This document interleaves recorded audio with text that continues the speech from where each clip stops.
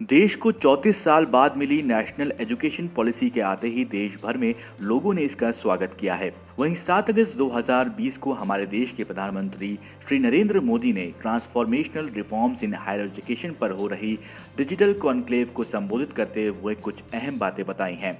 आइए सुनते हैं पीएम मोदी के द्वारा नेशनल एजुकेशन पॉलिसी पर कही गई कुछ महत्वपूर्ण बातें। कुछ लोगों के मन में ये सवाल आना बहुत स्वाभाविक है कि इतना बड़ा रिफॉर्म कागज पर तो कर दिया, लेकिन इसे जमीन पर कैसे उतारा जाएगा। यानी अब सबकी निगाहें इसके इम्प्लीमेंटेशन की तरफ है। इस चैलेंज को देखते हुए व्यवस्थाओं को बनाने में जहां कहीं कुछ सुधार की आवश्यकता है, वह हमें सबको मिलकर के करना है और करना ही है।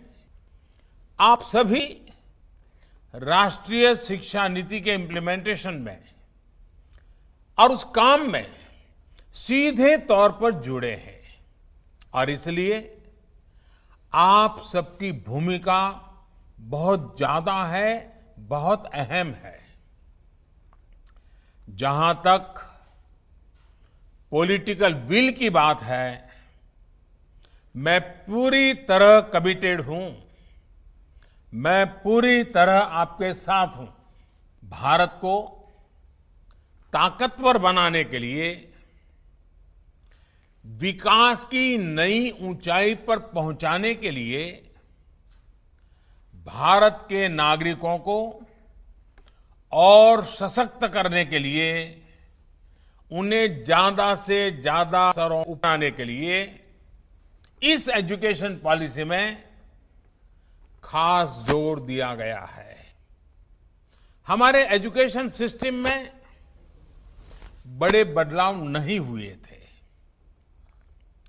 परिणाम यह हुआ कि हमारे समाज में क्यूरोसिटी और इमेजिनेशन की वैल्यूज को प्रमोट करने के बजाय भेड़ चाल को ही प्रोत्साहन मिलने लगा था।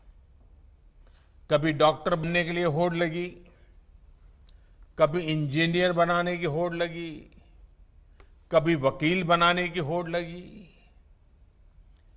इंटरेस्ट, एबिलिटी और डिमांड की मैपिंग किए बिना होड़ लगाने की प्रवृत्ति से एजुकेशन को बाहर निकालना जरूरी था। आज गुरुवर रविंद्रनाथ ठाकुर की पुण्यतिथि भी है। वो कहते थे, उच्चतम शिक्षा वो है जो हमें सिर्फ जानकारी नहीं देती, बल्कि हमारे जीवन को समस्त अस्तित्व के साथ सद्भाव में लाती है। बदलते समय के साथ एक नई विश्व व्यवस्था, एक नए रंग रूप और व्यवस्थाओं में बदलाव, एक नई विश्व व्यवस्था खड़ी हो रही है। एक नया ग्लोबल स्टैंडर्ड भी तय हो रहा है।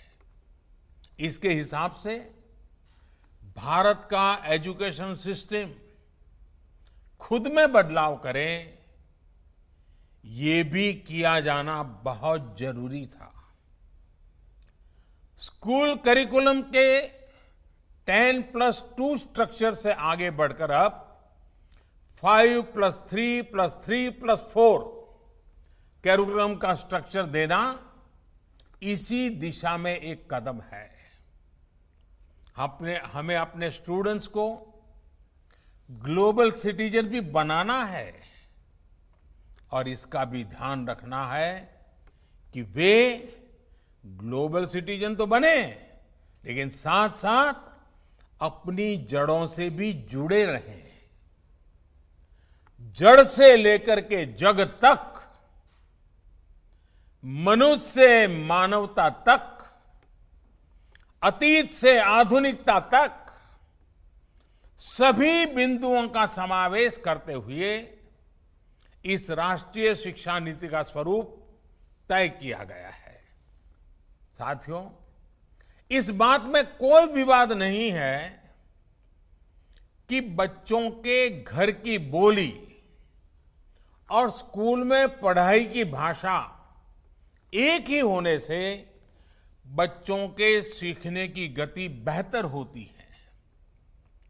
ये एक बहुत बड़ी वजह है जिसकी वजह से जहां तक संभव हो 5th क्लास तक बच्चों को उनकी मातृभाषा में ही पढ़ाने पर सहमति दी गई है। अभी तक जो हमारी शिक्षा व्यवस्था है उसमें व्हाट टू थिंक, मैं बहुत जिम्मेवारी से बोल रहा हूं, व्हाट टू थिंक पर फोकस रहा है, जबकि इस शिक्षा नीति में हाउ टू थिंक उस पर बल दिया जा रहा है। और ये दौर ऐसा है जहां इंफॉर्मेशन और कंटेंट की कोई कमी नहीं है। हर प्रकार की जानकारी आपके मोबाइल फोन पर अवेलेबल है। जरूरी ये है कि कौन सी जानकारी हासिल करनी है, क्या पढ़ना है।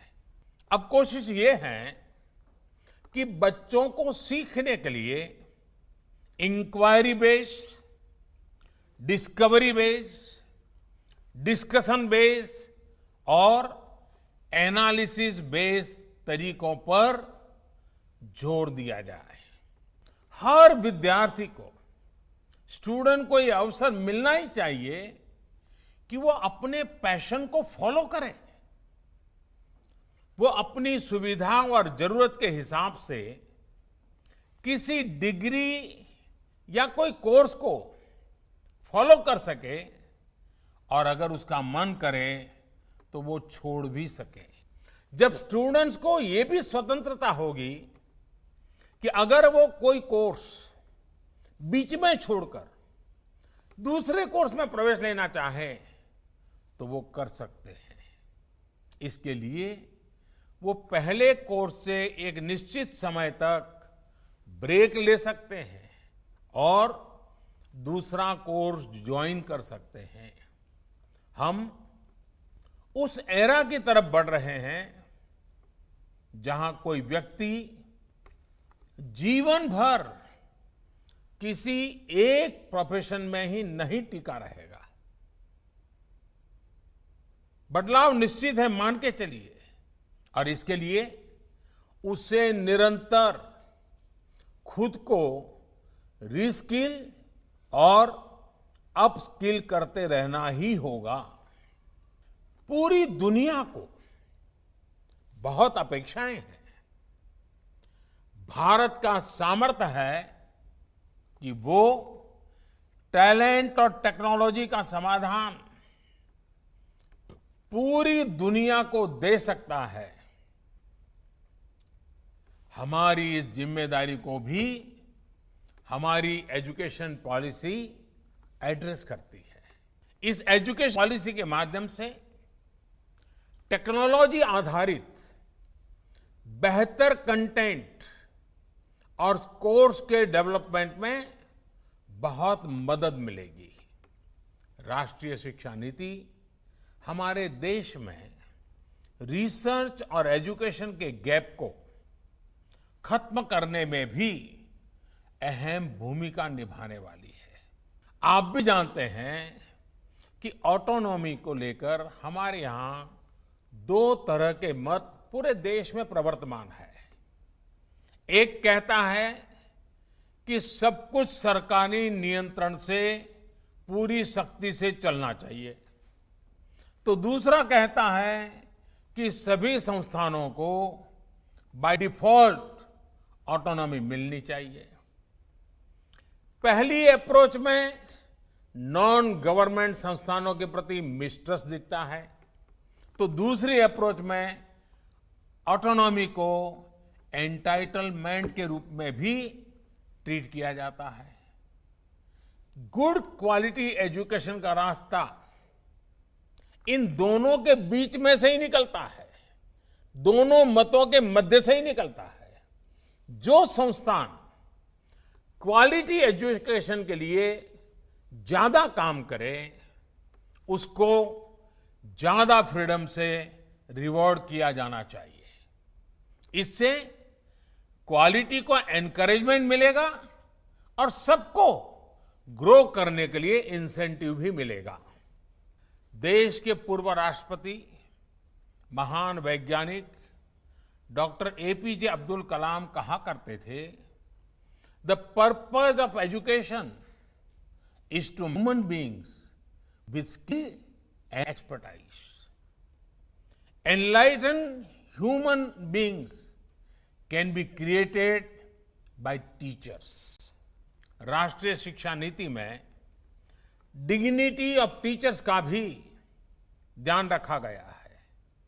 एक प्रयास ये भी है कि भारत का जो टैलेंट है वो भारत में ही रहकर आने वाली पीढ़ियों का विकास करे। राष्ट्रीय शिक्षा नीति में टीचर ट्रेनिंग पर बहुत जोर है। वो अपनी स्किल्स लगातार अपडेट करते रहें, इस पर बहुत जोर है। I believe when a teacher learns, a nation leads। मुझे विश्वास है कि देश के भावी पीढ़ी के उज्जवल भविष्य के लिए, वर्तमान पीढ़ी के सामर्थ्य को बढ़ाने के लिए ये नई शिक्षा नीति बहुत काम आएगी। मैं फिर एक बार शिक्षा जगत के आप सभी महानुभावों को प्रणाम करते हुए बहुत बहुत शुभकामनाएं देता हूं, बहुत बहुत आभार व्यक्त करता हूं।